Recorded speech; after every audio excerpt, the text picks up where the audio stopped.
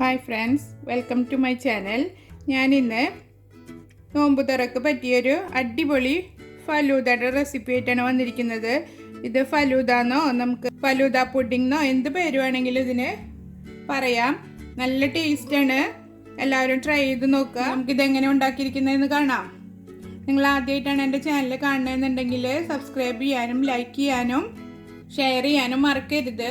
അപ്പോൾ നമുക്കിത് ഉണ്ടാക്കിയിട്ട് വരാം. ആദ്യം തന്നെ നമുക്ക് സബ്ജ സീഡ്സ് കുതിർത്തിയെടുക്കാം. അതിന് വേണ്ടിയിട്ട് ഒരു പാത്രത്തിലേക്ക് ഒരു 3 ടേബിൾ സ്പൂൺ ഇട്ട് കൊടുക്കുന്നുണ്ട്.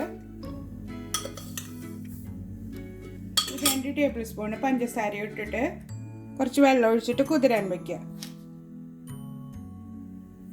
വേഗം തന്നെ കുതിർന്ന് കിട്ടും.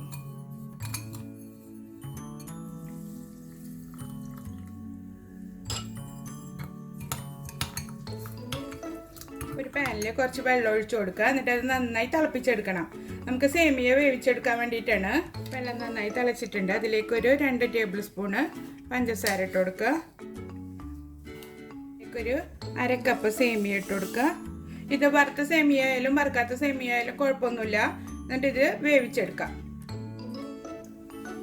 ഇതപ്പോൾ സേമിയം വെന്തിട്ടുണ്ട്. ഇനി നമുക്കിത് വെള്ളത്തിൽ നിന്നും സ്ട്രെയിൻ ചെയ്തെടുക്കണം. നമുക്കിത് സ്ട്രെയിൻ ചെയ്തെടുക്കാം. ഇനി നമുക്ക് ചവ്വരി വേവിച്ചെടുക്കണം. നമ്മൾ മാറ്റി വെച്ചിട്ടുള്ള ആ വെള്ളം തന്നെ വീണ്ടും പാനിലേക്ക് ഒഴിച്ചു കൊടുക്കുക. അതേ വെള്ളത്തിൽ തന്നെയാണ് നമ്മൾ ചവ്വരി വേവിച്ചെടുക്കുന്നത്. വെള്ളം തിളച്ച് തുടങ്ങിയിട്ടുണ്ട്. അതിലേക്ക് ഒരു 2 ടേബിൾ സ്പൂൺ കൂടെ പഞ്ചസാര ഇട്ട് കൊടുക്കുക. നമ്മൾ ആദ്യം ഇട്ട മധുരം ഉണ്ടാവും. അപ്പം നിങ്ങൾക്ക് അതന്നെ മതി എന്നുണ്ടെങ്കിൽ പിന്നെ ഇടേണ്ട ആവശ്യമില്ല. നന്നായി തിളച്ചതിന് ശേഷം ഇതിലേക്ക് നമുക്ക് ഒരു 1/2 കപ്പ് ചവ്വരി ചേർത്ത് കൊടുക്കാം. ചവ്വരി സാഗോ എന്നൊക്കെ പറയും ഇതിന്. ചവ്വരി ഞാൻ ഇട്ട് കൊടുത്തിട്ടുണ്ട്. നേരത്തെ ക്യാമറ ഓഫായി പോയി, ഞാൻ ശ്രദ്ധിച്ചില്ല. നന്നായി തിളച്ചതിന് ശേഷം ഒരു 1/2 കപ്പ് ഇട്ട് കൊടുത്താൽ മതി. എന്നിട്ട് അത് വേവിച്ചെടുക്കുക. ചവ്വരി നന്നായി വെന്തിട്ടുണ്ട്. ഇനി നമുക്ക് സേമിയ ചെയ്ത മാതിരി തന്നെ ഇതും ഒരു അരിപ്പയിലൂടെ അരിച്ചെടുക്കാം.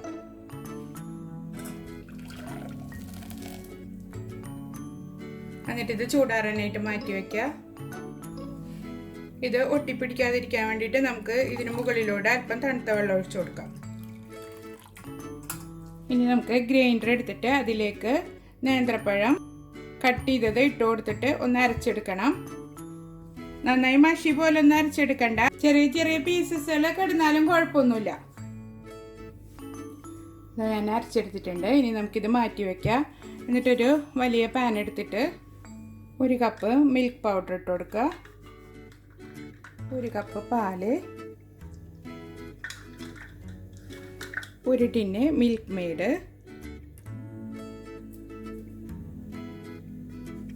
ഇനി ഇതിലേക്ക് നമ്മൾ അരച്ച് വെച്ചിരിക്കുന്ന നേന്ത്രപ്പഴം ചേർത്ത് കൊടുക്കുക.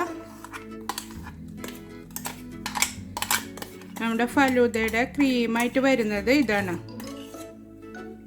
ഇതെല്ലാം ചേർത്തിട്ട് നമുക്ക് നന്നായി ഇളക്കി കൊടുക്കുക. ഒട്ടും കട്ടയില്ലാതെ ഇളക്കി മിക്സ് ചെയ്തെടുക്കണം. പാലും കണ്ടസ്ഡ് മിൽക്കും പഴവും പാൽപ്പൊടി എല്ലാം കൂടെ നന്നായി മിക്സായിട്ട് കിട്ടണം കേട്ടോ. ഒട്ടും കട്ട ഉണ്ടാവരുത്. ഇതിലിപ്പോൾ ചെറിയ ചെറിയ പീസസുകൾ കിടക്കുന്നുണ്ട് പഴത്തിൻ്റെ. അത് കുഴപ്പമൊന്നുമില്ല. നമ്മൾ വീണ്ടും ഇതിലേക്ക് പഴം ചേർക്കും.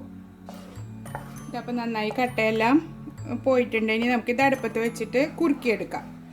അടുപ്പിൽ വെച്ചതിന് ശേഷം ഇത് കൈയെടുക്കാതെ ഇളക്കിക്കൊണ്ടിരിക്കണം. പെട്ടെന്ന് തന്നെ അടി പിടിക്കും. കാരണം പാൽപ്പൊടിയും പഴം അരച്ചതും എല്ലാം നമ്മൾ ചേർത്തിരിക്കുന്നത്. അപ്പോൾ പെട്ടെന്ന് തന്നെ ഇത് അടി പിടിക്കാനുള്ള സാധ്യത ഉണ്ട്. അപ്പോൾ അതുകൊണ്ട് കൈയെടുക്കാതെ തന്നെ ഇളക്കിക്കൊണ്ടിരിക്കുക. നന്നായി തിളച്ച് കുറുകി വരുമൊന്നും വേണ്ട. ഒന്ന് ബബിൾസ് ഒക്കെ വരുന്ന സ്റ്റേജ് എത്തുമ്പോൾ നമുക്ക് തീ നിർത്തി കൊടുക്കാം. നമ്മളിപ്പോൾ രാവിലെ തയ്യാറാക്കി വെച്ചാൽ നമുക്ക് നോമ്പ് തുറക്കുന്ന സമയത്തേക്ക് എടുക്കാം.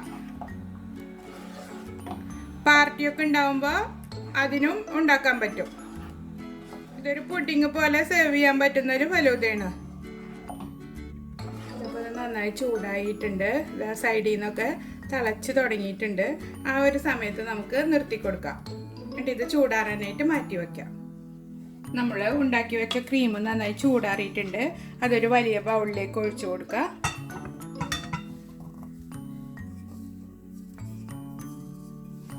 ഇനി ഇതിലേക്ക് കുറച്ച് സ്ട്രോബെറി സിറപ്പ് ഒഴിച്ചു കൊടുക്കുക.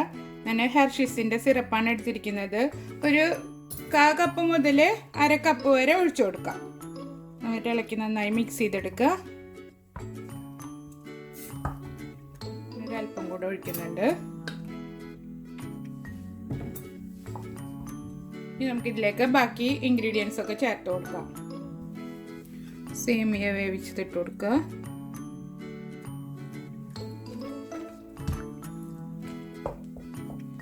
ചവ്വരി വേവിച്ചിട്ട് കൊടുക്കുക. ഒട്ടും കട്ടയില്ലാതെ ഇളക്കി മിക്സ് ചെയ്തെടുക്കുക. ഞാനൊരു അല്പം കൂടെ സ്ട്രോബെറി സിറപ്പ് ഒഴിച്ചു കൊടുക്കുന്നുണ്ട്. കളറ് തീരെ കുറവ് പോലെ. ഈ ഒരു പിങ്ക് കളറാണ് അതിനൊരു അട്രാക്ഷൻ കൊടുക്കുന്നത്. ഇത് നമുക്ക് കൂടിപ്പോയാലും കുഴപ്പമൊന്നുമില്ല കേട്ടോ. നമ്മുടെ ഇഷ്ടത്തിനനുസരിച്ചിട്ട് ഒഴിച്ചു കൊടുക്കാം. ക്യാമറയിൽ എത്ര കളറ് കിട്ടുന്നുള്ളതെന്ന് എനിക്കറിയില്ല. അപ്പോൾ ഒരു നല്ലൊരു പിങ്ക് കളറായിട്ടുണ്ട്. ഇനി നമുക്കിതിലേക്ക് കുറേശ്ശെ ഫ്രൂട്ട്സ് ചേർത്ത് കൊടുക്കാം. ഞാൻ ഒരു പഴം കട്ട് ചെയ്തെടുത്തിട്ടുണ്ട്. ഇത് ഫിലിപ്പിനോ പഴമാണ് എടുത്തിരിക്കുന്നത്. റോബസ്റ്റ് പഴവും ചേർക്കാം, അതല്ലെങ്കിൽ നേന്ത്രപ്പഴവും ചേർത്ത് കൊടുക്കാം കേട്ടോ. ഫ്രൂട്ട്സൊക്കെ നമ്മുടെ ഇഷ്ടത്തിനനുസരിച്ച് ചേർത്ത് കൊടുക്കുക. ഇപ്പോൾ ഇത്ര വേണമെന്നുള്ള അളവൊന്നുമില്ല. നമുക്ക് എത്രയാണോ വേണ്ടത് അത്രയും ചേർത്ത് കൊടുക്കാം. പിന്നെ പൈനാപ്പിളും ഓറഞ്ചും ചേർക്കണ്ട. അത് രണ്ടും പുളിയുള്ള ടൈപ്പല്ല. അത് മാത്രം ഒഴിവാക്കിയിട്ട് ബാക്കി എന്ത് ഫ്രൂട്ട് വേണമെങ്കിലും ചേർത്ത് കൊടുക്കാം. ഇനി കുറച്ച് മാങ്ങ കട്ട് ചെയ്തത്. ഫ്രൂട്ട്സ് ചേർത്ത് കൊടുക്കുമ്പോൾ ഒട്ടും ചൂടില്ലാതെ ചേർത്ത് കൊടുക്കണം. സേമിയം ചവ്വരിയൊക്കെ ചേർത്ത് കൊടുക്കുമ്പോൾ ഇത്തിരി ചൂടുണ്ടായാലും കുഴപ്പമൊന്നുമില്ല. ഫ്രൂട്ട്സ് ചേർക്കുമ്പോൾ ചൂടില്ലാതെ ചേർത്ത് കൊടുക്കാം.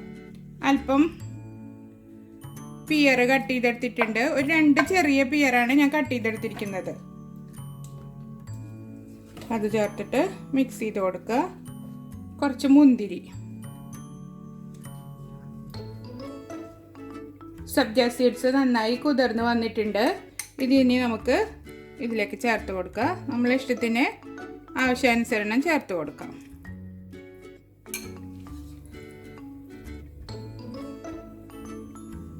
നല്ല ടേസ്റ്റാണ് കഴിക്കാൻ. ഇപ്പം നോമ്പ് തുറക്കുമ്പോൾ നല്ല ഒരു റീഫ്രഷിങ് ഡിഷാണിത്. കാരണം ഇപ്പം നല്ല ചൂടല്ല. അപ്പം നമുക്കിത് നോമ്പ് തുറക്കലൊക്കെ കഴിഞ്ഞിട്ട് കഴിക്കുമ്പോൾ നല്ലൊരു തണുപ്പ് കിട്ടും.